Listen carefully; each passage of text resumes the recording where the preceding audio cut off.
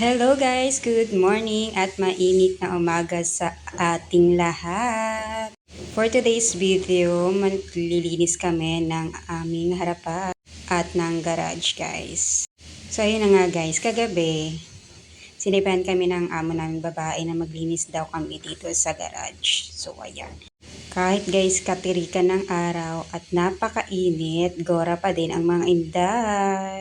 Kaya guys, ang ginawa lang namin yung ate, yung kasama ko. In-enjoy na lang namin guys ang paglilinis. So, di ba?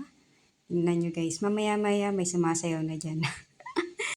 And take note guys, may parinig pa yan si ate. Kaso hindi ko na lang pinarinig dito. Kasi alam nyo na, baka may manood na kakilala. At baka marami pang tamaan sa parinig niya guys. Kaya, ayan, mute ko na lang siya. So, voice ko na lang yung maririnig niyo guys. Actually guys, yung kasama ko naka-live dyan. Todo parinig talaga siya dun sa mga taong nakakaalala na tuwing katapusan guys. So, ayan guys, in-enjoy na lang namin yung paglilinis kahit sobrang init. Kahit guys, yung mukha namin yan sobrang sakit na pati ulo namin dahil sa sinag ng araw guys. So ayan na guys, nagsisimula lang si ate magsasayaw-sayaw dyan. Diba? O ayan, nabalo na. In-enjoy na lang ni ate. Enjoy na enjoy siya sa paglilinis. O diba? Yan si ate. Habang nagsasayaw siya dyan guys, todo ano siya dyan, parinig. Kaya shout out daw sa mga taong nakakaalala tuwing katapusan lang.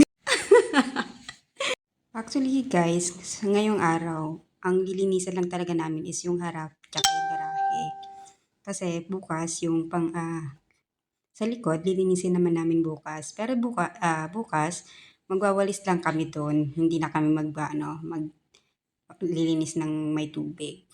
So mas madali siya, mas mabilis lang namin siyang matatapos kasi wawalisin lang namin guys. Ganito guys, kahirap ang maging isang katulong sa ibang bansa guys.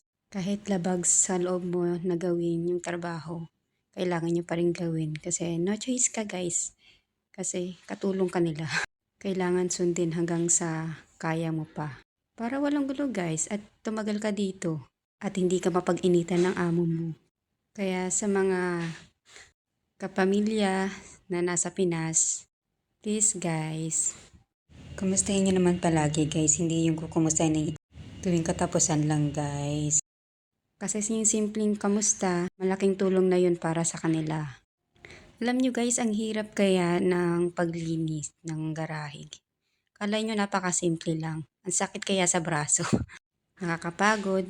Mas nakakapagod guys kasi napakainit na talaga. Ang hirap pala mag voice over lalo nang napakahaba ng video. Guys, enjoyin nyo na lang yung panunood nyo sa paglinis namin ni ate.